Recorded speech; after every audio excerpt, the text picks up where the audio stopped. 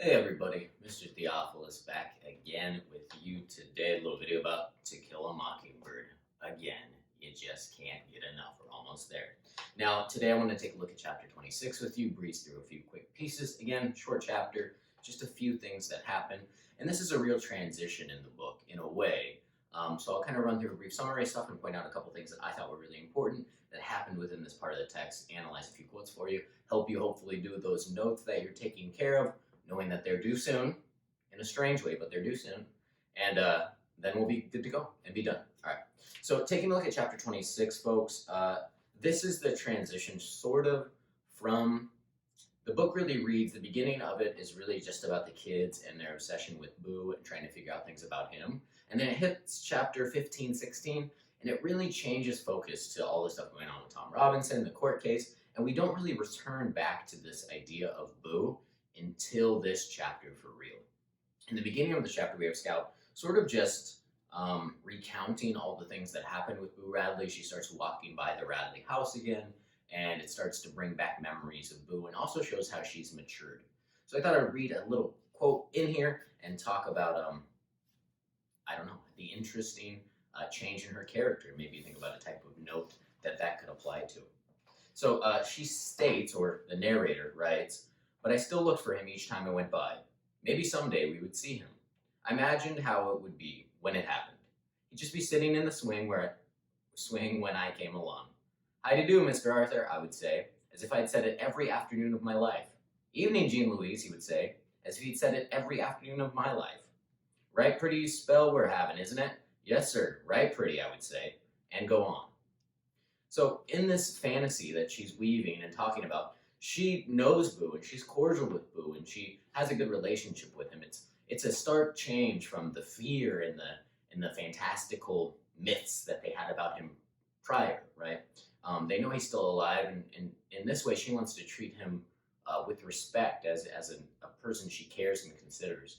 And that's a big change, and it shows a lot of growth in her change as a character. Maybe think about a theme note related to morality and understanding of others. Maybe you're taking a critical note in relation to the character. I think that those would both be really great options. So she's just thinking about Boo and kind of recounting life as they get ready and start going back to school again. And later on in the chapter, she's talking about school and how she has to do basically a current events thing, sort of like something you'd probably do in global studies or APHG. I'm not sure if you do this, but they're doing current events. So they're talking about the world.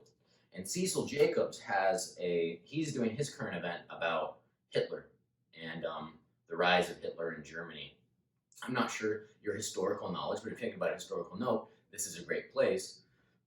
A lot of people think about Hitler and they think about 1944 and D-Day. They think about obviously the Holocaust and the attempted extermination of the Jewish race and the Jewish people and religion, but they don't understand all the stuff that prefaced that. And Miss Gates, her teacher, does explain that Hitler is doing these things because he is the government. He's doing these things very legally because he's the one who helps make the rules that they have. And there was an unbelievable amount of stuff, and I hope you covered this probably with Mr. Matthews last year, Miss Beach last year, about, while you were at night, about all the stuff that was done way prior to the camps, the gas chambers. There was so much done prior to that to help normalize and make all this stuff reasonable. And Cecil's kind of talking about the beginning phases of it. Because obviously America wasn't involved in the war at this point. He's talking about the beginning phases of this happening in the world. And if you don't know, you should definitely look into all the things that were done by Nazi Germany to restrict the access of Jewish people to things of enjoyment. They took away their ability to listen to records. They took away their ability to have carrier pigeons. They made it so that they couldn't have milk or eggs or oil. So there was this huge restriction to things that even just brought enjoyment in a way. They weren't able to use bicycles. Blind members of the Jewish population weren't able to have a symbol on them that designated that they were blind for other people to know. So they did all these really crazy things far before the attempted extermination and murder of the individuals. So they're starting to talk about that, and Cecil Jacobs starts to talk about his current event. And he states, when talking about Adolf Hitler to Miss Gates in the class, No, Miss Gates. It says here, well, anyway, old Adolf Hitler has been after the Jews, and he's putting them in prisons, and he's taking away all their property, and he won't let any of them out of the country, and he's washing all the feeble-minded, and right here, folks, and it goes on, they talk about it much longer, and they ask Miss Gates why he's doing this and how he's allowed and all that stuff I kind of just talked about. This is a great place for a historical analysis note, right? This is helping again, much like the FDR quote at the very beginning of the book, this is helping entrench it in a time period. And the time period has progressed a bit since the very beginning of the book. So I thought that was an interesting component. They talk about democracy, how everyone should be treated equally, how everyone should be cared for, and that's Miss Gates' analysis about what's happening in Germany. And later on, it starts to raise some questions and concerns in Scout's mind. She starts to think about, well, if this is what Miss Gates believes, why haven't I seen her show that consistently? And she's talking to Atticus about it. She's talking to Jem about it. And she asks, like, if Miss Gates is a good person. She's a good individual. And then she talks about why she's not so sure whether or not she is in this quote here on the final page of the chapter. Well, coming out the courthouse that night, Miss Gates she was going down the steps in front of us. You must have not seen her. She was talking with Miss Stephanie Crawford. I heard her say it's time somebody taught him a lesson. They're getting way above themselves. And the next thing they think they can do is marry us? Jim, how can you hate Hitler so bad and then turn around and be ugly about folks right at home? Obviously, Miss Gates, when she says, she's talking about them, she's talking about the black people in society, she's talking about interracial marriage and how that shouldn't be okay, shouldn't be accepted.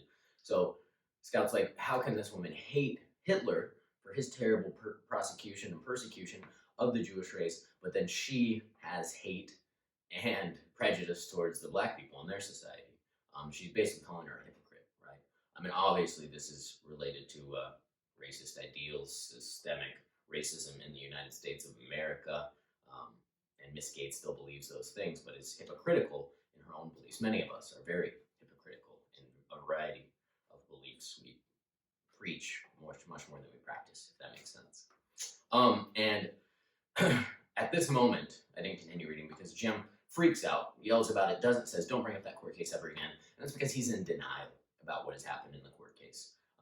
He's in denial about what has happened to Tom, and he's not really willing or ready to address it in a mature, understanding way. So we kind of see this waning and waxing of his maturity and growth as he's constantly been trying to be like, I'm an adult, treat me like it, Mr. Jem. Now he's not able to approach something with the maturity that would be needed. Again, it's because he's a young kid. He's 12. He's 12 years old, so quite young here. And that is the entirety of chapter 26. Crazy stuff moving right along, all the way up to chapter 27, which I will post tomorrow. Hopefully I can get this whole thing done by Tuesday, and then my hope, and I hope you're still listening to the video, is that people will turn in their notes either digitally in the Google Classroom, or they will be able to take pictures of their notes and send them to me via email so that I can grade and put all the notes in the grade book. Obviously, I'm not going to see you on April 1st. That's when your notes should still be due, though. April 1st was the date we were planning on have all these videos uploaded by April 1st. So you've been following along with them. I've covered it with you. You could have just read with me and taken the notes as I did it. Wild, crazy times, making it very simple for you. Okay, that's all, folks. I do want to thank everybody who has been posting comments and watching the videos. Regardless of quality of comments, I appreciate it anyway. And that's everything. Thinking of you fondly. Please take care of yourselves.